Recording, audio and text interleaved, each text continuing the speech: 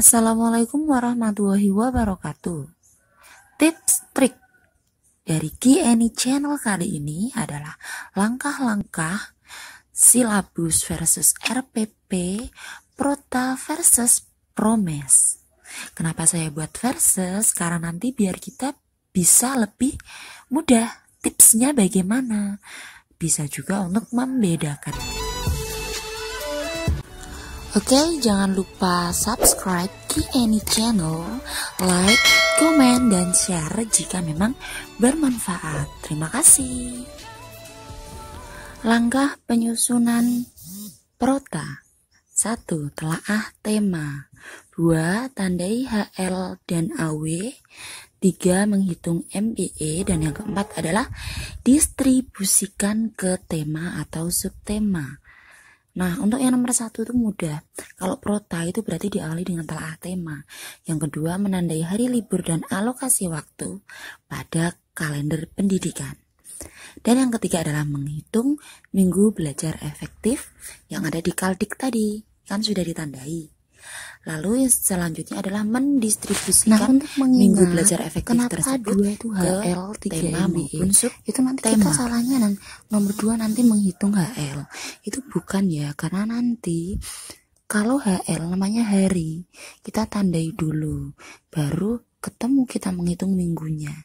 Jadi gak mungkin kita menghitung hari dulu kan di nomor 2. Jadi yang nomor 2 itu menandai, sedangkan yang nomor 3 itu adalah menghitung minggunya dihitung.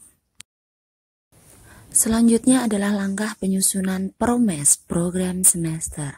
Yang pertama Kaldik, perlu diingat yang pertama itu kalau udah muncul Kaldik berarti itu Promes. Kalau tadi Prota kan menelaah tema ya.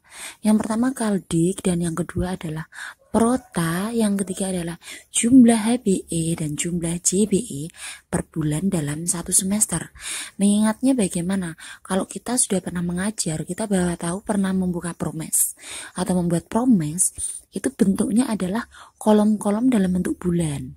Jadi poin di nomor 3 ini adalah hari belajar efektif dan jam belajar efektif per bulan dalam satu semester.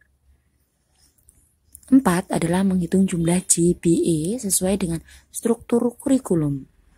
Nah, struktur kurikulum ini mencakup ada berapa jumlah jam belajar yang harus dipenuhi oleh peserta didik. Kemudian yang kelima adalah mendistribusikan ke tema atau subtema. Nah, berikut tips dan triknya biar kalian mudah mengingatnya. Kalau Prota tadi sudah saya ingatkan bahwa menelaah tema, sedangkan Promes yaitu diawali dengan Kaldik. Langkah kedua Promes adalah Prota. Jadi dia melihat Prota yang sudah jadi itu loh ya. Kemudian kalau di Prota itu pakainya MBE, minggu belajar efektif. Kalau Promes itu sudah hari belajar efektif dan jamnya. Gitu ya perbedaannya ya. Jadi langkah yang pertama adalah tema di Prota, sedangkan di Promes adalah Kaldik. Dan langkah kedua Promes adalah melihat Prota yang sudah jadi. Kemudian kalau di Prota itu minggu belajar efektif, kalau di Promes itu hari belajar efektif dan jam belajar efektif. Ini kemarin itu pada waktu hari H saya tes SKB, saya itu mencocokkan dengan punya teman saya, materi teman saya. Di materi teman saya itu langkah Promesnya itu diawali dengan mengidentifikasi jumlah KD dan indikator, kemudian mengidentifikasi keluasan KD, kemudian memetakan KD juga. Loh, saya juga kok berbeda. Nah, ternyata begini teman-teman. Langkah ini tuh kan ada di Promes di langkah pertamanya. Nah, ternyata langkah ini tuh sudah dilaksanakan di Prota, yaitu ditelaah tema gitu. Jadi, saya udah fix pakai langkah yang saya punya itu aja. Itu ya.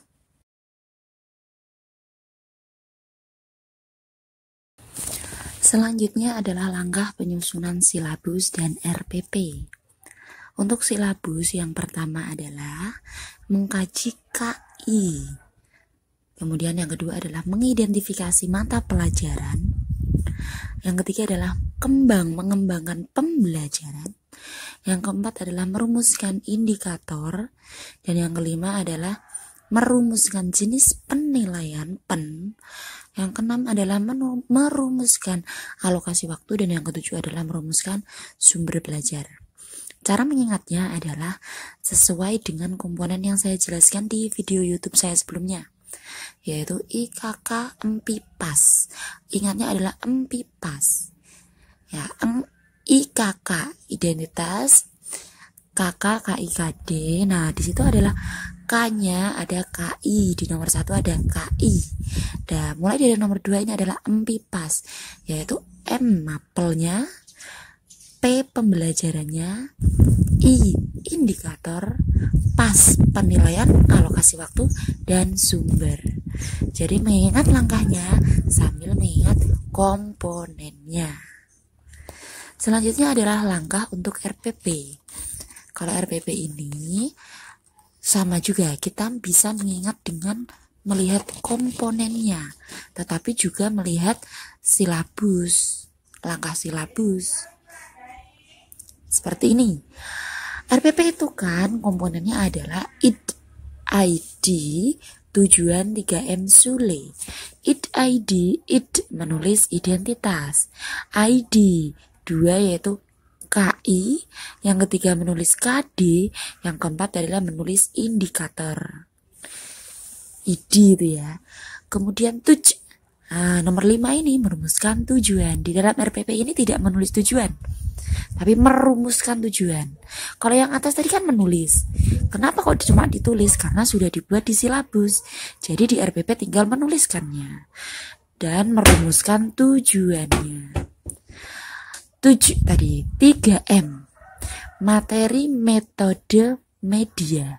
Materi dulu di nomor 6. Nah, tetapi sebelum ke metode itu ada alokasi waktu yang harus ditentukan. Ya, ini yang perlu dititeni, diingat bahwa setelah materi itu ada alokasi waktu baru metode. Kemudian 9 adalah menentukan instrumen hasil belajar. Loh, kok langsung ke hasil belajar? Ini ke penilaian instrumennya.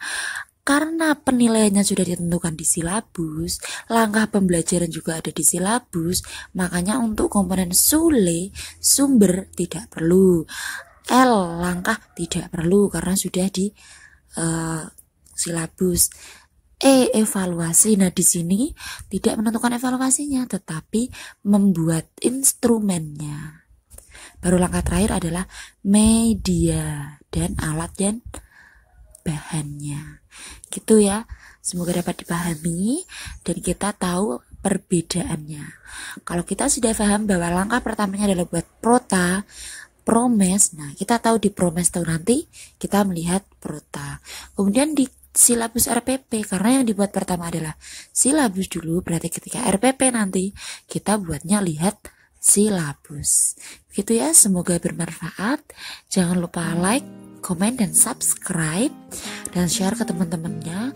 Semoga materi ini bermanfaat ketika kamu ikut SKB ataupun ketika dalam PPG materi pedagogik kurikulum 2013. Terima kasih. Wassalamualaikum warahmatullahi wabarakatuh.